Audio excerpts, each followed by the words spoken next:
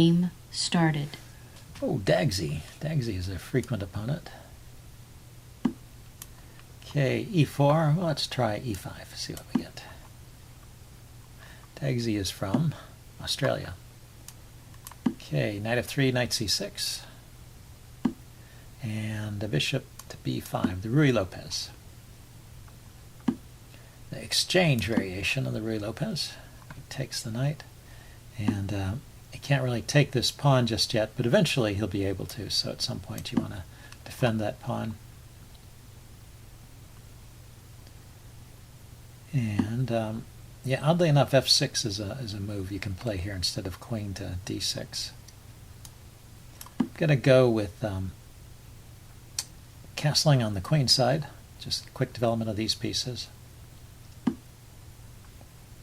And a lot of times white will break right away with d4, but he's delaying that. So I guess black should be okay in this configuration. So let's get the king all the way to b8 so that he can't sneak a piece into a7, at least not so easily. Then maybe f6 and g5 and h5, and then push on the king side.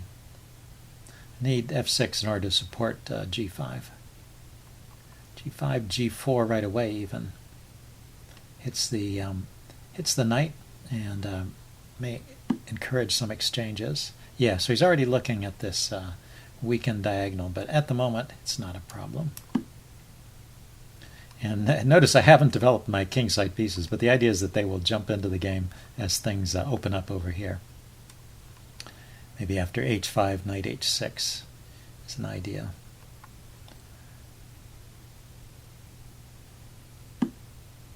Okay, so he gets out of the way, so the immediate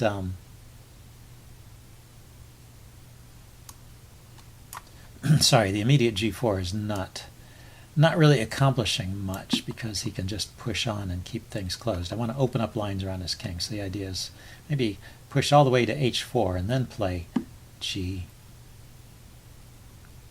or g4 here when I've got two targets. So knight h6 first, then g4, pawn takes, pawn takes, pawn takes, knight takes, knight takes, bishop takes, yeah. So let's just go here first to prepare g4, make it more effective. See, so these pieces are starting to get into the game. Also, if I open up the h file, the queen can hop over here. The other rook can come over. This can get dangerous quickly, so I want to push on with g4. He can take my knight, though. I take back. He takes the pawn, I take. He takes with the knight. I take. He takes with the pawn. It leaves him with doubled pawn. He wins. Okay, so this is a pawn sacrifice, but it opens up a line to his king, and it leaves him with doubled g-pawns that hopefully will be weak, even if I can't immediately win with the attack. And he has to give up his dark squared bishop in order to win the pawn. So all in all, I think it's a good pawn sack. He takes.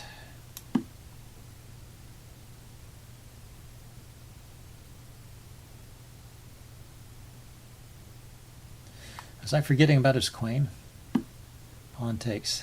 Knight takes, bishop takes, queen takes. Yeah, I was forgetting about his queen. So he doesn't have to.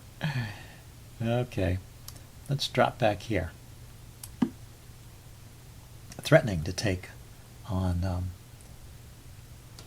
g4 now. Yeah, that was a miscalculation.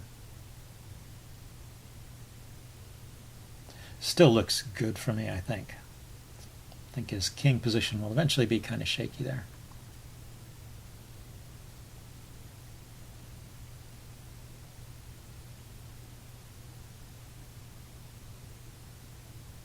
But he might have had better ways to play that. But now I'm threatening knight takes, bishop takes, hitting his queen and getting my pawn back. And then after his queen moves, I can even swing my queen over. Yeah, so he takes off. And now at least I have the dark squared bishop, and I'm ready to jump into e3 if allowed, or f4. And I can bring my other another rook into the game.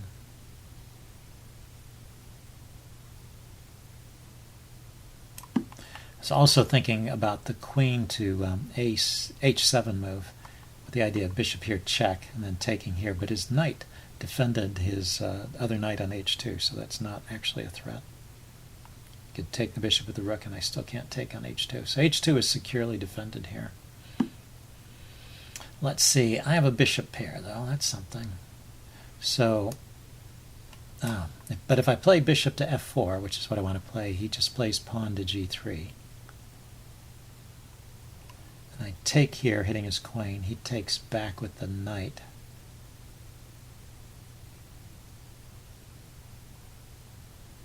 So maybe I have to take now. So if I take, knight takes, rook takes, he can grab this pawn. So I get a pawn, I lose a pawn.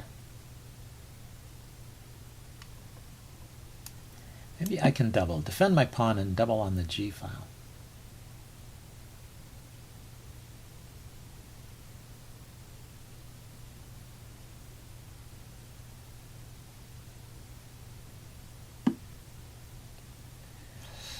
Okay, now I have to take, right? Knight takes, bishop takes, knight takes. Well, because of the threat of the knight coming in here, looks pretty good. But bishop takes, he can't come in here right away because I'm hitting his queen. So bishop takes, knight takes, queen takes. I get my pieces lined up here. And if his knight goes here, I can even triple, maybe. Okay, so bishop takes.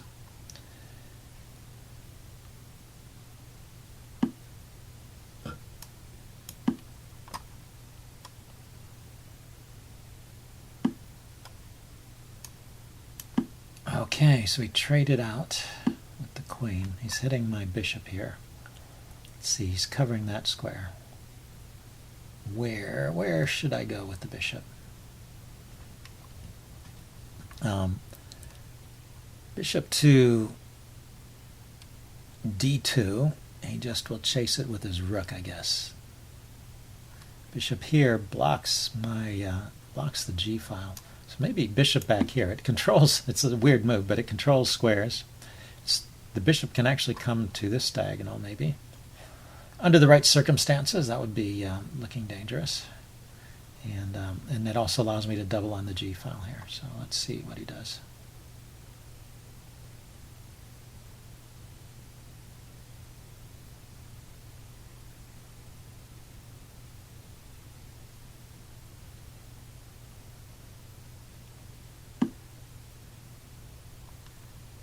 Okay, so bishop here, check.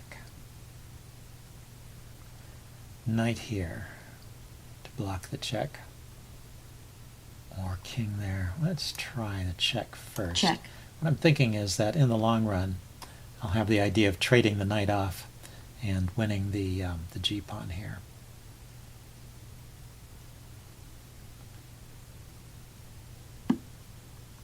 Yeah, so for example, if I just double right here, his knight can't move, his king can move, but whatever happens, I can take the knight on the next move, and when he takes back, then I can grab the G pawn. Maybe he will get this pawn, though. If, no, I don't see that happening. Oh, maybe his other rook to F1. He went there. So that check allows me at least to win a pawn. Check. 2 pawns, because I get this one over here. So if I take here, you just have to wonder if there's a mate in this situation, but I don't see the mate. So rook here.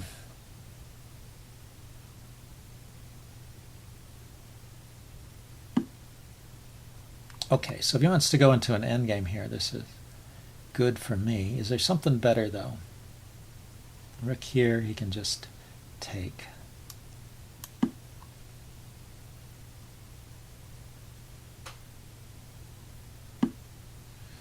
So, well, let's bring my king into the game.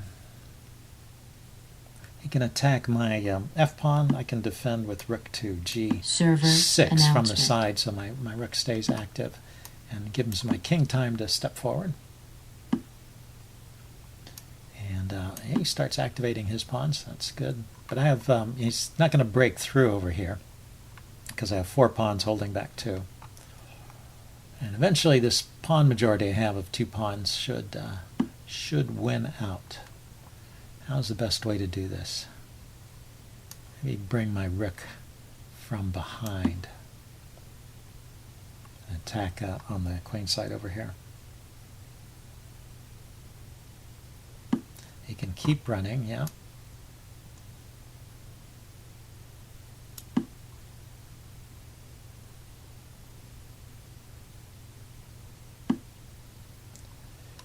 Okay, so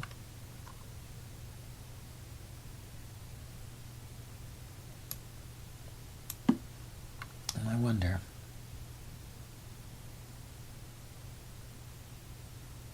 It's not entirely convincing. Yeah, he can attack my rook with his king, and I don't have any squares here. I wanted to push the c pawn forward, and that's not happening here. Okay, well, let's think about this. Maybe attack these pawns from the side.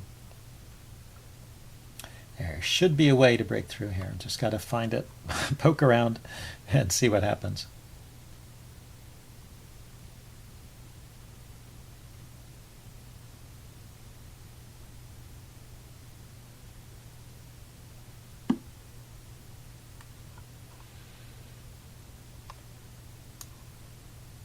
Okay, here's another idea. Rook to Rook to f4 here, getting in front of the pawn.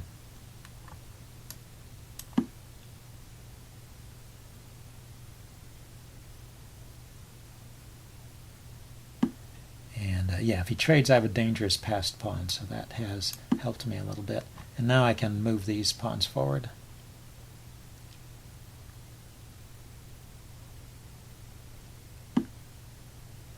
Let's see, where can his king go? His king cannot go to, he can go to that square. I want to keep his king from penetrating.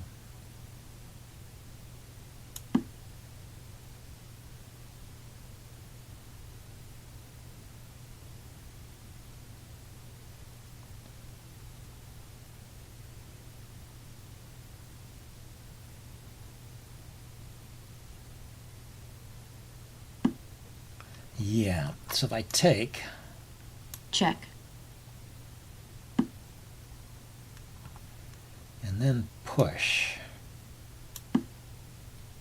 His king can't get to this square, and I can move my king to d6 and push the c pawn forward. Get some passers over here on this side of the board.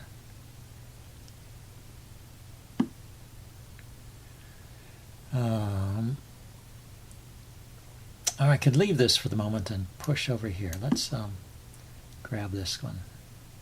Grab Check. this one.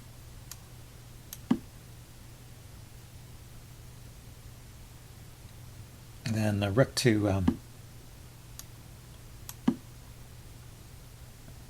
rook to f4 to come over here to b4, and he can't actually defend the b pawn, or he trades. And this has got to be a win because I have this passed pawn over here, so I just need to come around. He can penetrate, can't he? Oh, but he can never go too far forward. If he steps here, then I get a queen.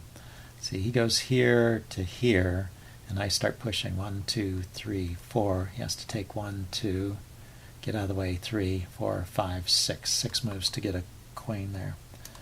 So I can come around to the front here.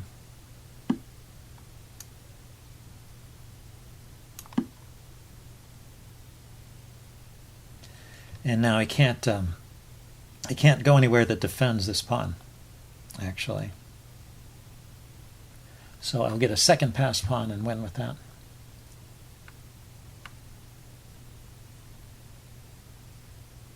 White resigns. Okay, good game. I'll upload this and do a postmortem. See you guys later. Bye.